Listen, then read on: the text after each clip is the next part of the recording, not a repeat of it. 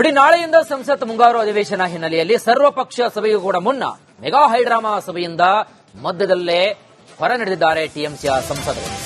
TMC rebel ಸಂಸದರ ಆಹ್ವಾನಕ್ಕೆ ಕೆರಳಿಸಿದೆ. ಸಂಸದರು ಪ್ರತ್ಯೇಕ ಆಸನ ವ್ಯವಸ್ಥೆಗೆ ಆಗ್ರಹಿಸಿದರು. ಆದರೆ ರೆಬೆಲ್ ಸಂಸದರು ಆ ಒಂದು ರೆಬೆಲ್ ಸಂಸದರ ಬಲಾವಗೆ ಕೆರಳಿದ್ದಾರೆ ಟಿಎಂಸಿಯ ಸಂಸದರು. ಸಭೆಯಿಂದ ಕೆಲ ಕಾಲ ಹೊರ ಹೋಗಿದ್ರು. ಬಳಿಕ ಮರಳಿ ಸಭೆಗೆ ಆಗಮಿಸಿದ್ದಾರೆ ಟಿಎಂಸಿಯ ಸಂಸದರು. ನೋಡಿ, ಪ್ರತ್ಯೇಕ ಆಸನ ಒಂದು ವ್ಯವಸ್ಥೆಗೆ ಸಂಬಂಧಪಟ್ಟಂತೆ ಒಂದು ಚಿಕ್ಕ ವಿಚಾರಕ್ಕೆ ಹೊರ ನಡೆದಿದ್ದಾರೆ. ತಾವು ನೋಡ್ತಾ ಇದ್ದಾರೆ ದೃಶ್ಯಾವಳಿಗಳಲ್ಲಿ. ನಾಳೆಯಿಂದ ಸಂಸತ್ ಮುಂಗಾರು ಅಧಿವೇಶನ ಹಿನ್ನೆಲೆ ಇತ್ತು. ಹಾಗಾಗಿ ಸರ್ವ ಪಕ್ಷೀಯ ಸಭೆಯೂ ಕೂಡ ಮುನ್ನ ಎಲ್ಲಾ ಪಕ್ಷಗಳಿಗೂ ಕೂಡ ಒಂದು ಆಹ್ವಾನವನ್ನು ನೀಡಲಾಗಿತ್ತು.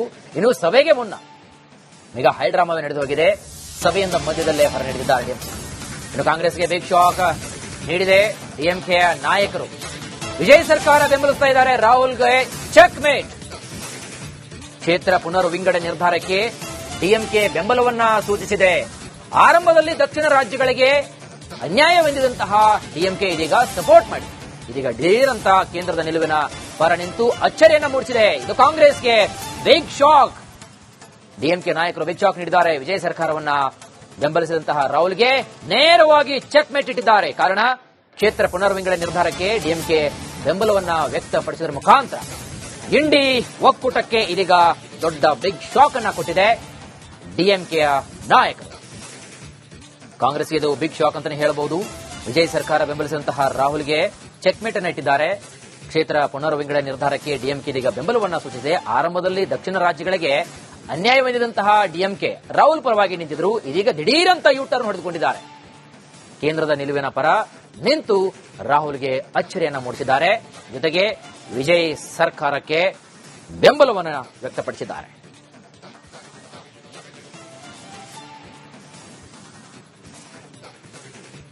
ಇದೇ ವಿಚಾರಕ್ಕೆ ಸಂಬಂಧಪಟ್ಟಂತೆ ಹೆಚ್ಚಿನ ಮಾಹಿತಿಯನ್ನು ಕೊಡ್ತಾರೆ ನಮ್ಮ ಪ್ರತಿನಿಧಿ ವೀರೇಂದ್ರ ಉಪ್ಪಂದ. ಡೆಸ್ಕ್ ಇಂದ ನೇರವಾಗಿ ಜಾಯ್ನ್ ಆಗಿದ್ದಾರೆ. ಎಸ್ ವೀರೇಂದ್ರ, ನೋಡ್ತಾ ಇದ್ದೀವಿ ಪ್ರಾರಂಭದಲ್ಲಿ ರಾಹುಲ್ ಗಾಂಧಿ ಜೊತೆಗೆ ನಿಂತಿರತಕ್ಕಂತಹ ಡಿಎಂಕೆ ನಾಯಕರು ದಿಢೀರಂತ ಯೂಟರ್ನ್ ಹೊಡೆದಿದ್ದಾರೆ. ಇದೀಗ ನೇರವಾಗಿ ರಾಹುಲ್ ಗಾಂಧಿಗೆ ಚೆಕ್ ಮೇಟ್ ಅನ್ನು ಇಟ್ಟಿದ್ದಾರೆ. ಮುಂದಿನ ಒಂದು ನಡೆ ಯಾವ ರೀತಿಯಾಗಿರುತ್ತೆ, ಹೆಚ್ಚಿನ ಮಾಹಿತಿಯನ್ನು ಕೊಡ್ತಾ ಹೋದ್ರೆ ವೀರೇಂದ್ರ ಉಪ್ಪಂದ. ವೀರೇಶ್, ಈಗ ರಾಹುಲ್ ಗಾಂಧಿ ಜೊತೆ ಇದ್ದವರು ಈಗ ರಾಹುಲ್ ಗಾಂಧಿಗೆ ಚೆಕ್ ಮೇಟ್ ಇಟ್ಟಿದ್ದಾರೆ. ಯಾವ ವಿಚಾರವಾಗಿ? ಕ್ಷೇತ್ರಗಳ ಪುನರ್ ವಿಂಗಡಣೆ ವಿಚಾರವಾಗಿ. ನೋಡಿ, ತಾತ್ವಿಕವಾಗಿ ಈಗಲೂ ಕೂಡ ಎನ್ಡಿಎ ಮತ್ತು ಡಿಎಂಕೆ ನಡುವೆ ಹಲವಾರು ವಿಚಾರಗಳಲ್ಲಿ ವೈರುಧ್ಯಗಳಿವೆ. ಅಷ್ಟು ಸುಲಭ ಅಲ್ಲ, ಯಾಕಂದ್ರೆ ಸೈದ್ಧಾಂತಿಕವಾಗಿ ವಿರುದ್ಧ ಧ್ರುವಗಳಲ್ಲಿ ನಿಂತಿರೋರು ಇಬ್ರು ಕೂಡ.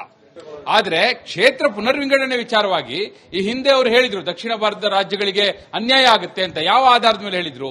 ಜನಸಂಖ್ಯೆ ಆಧಾರಿತವಾಗಿ ಪುನರ್ ವಿಂಗಡಣೆ ಮಾಡಿದ್ದೆ ಆದ್ರೆ ನಮಗೆ ಅನ್ಯಾಯ ಆಗುತ್ತೆ ಅಂತ.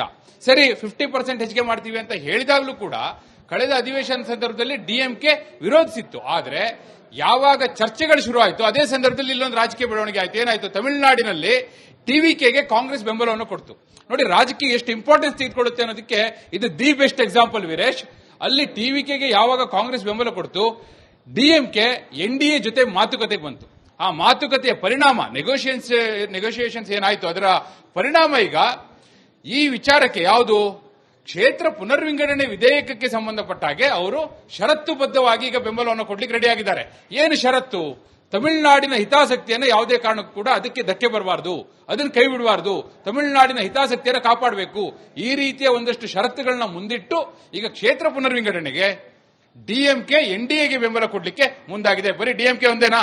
ಅದೊಂದೇ ಅಷ್ಟೇ ಅಲ್ಲ. ನೋಡಿ, ಎನ್ಸಿಪಿ ಇರಬಹುದು, ಹಾಗೆ ಟಿಎಂಸಿಯ ರೆಬಲ್ ಬಣ ಇರಬಹುದು, ಬಹಳಷ್ಟು ಜನ ಬೆಂಬಲ ಕೊಡ್ತಾ ಇದ್ದಾರೆ. 360 ಬೇಕು ನಂಬರ್. ಎಷ್ಟಿದೆ?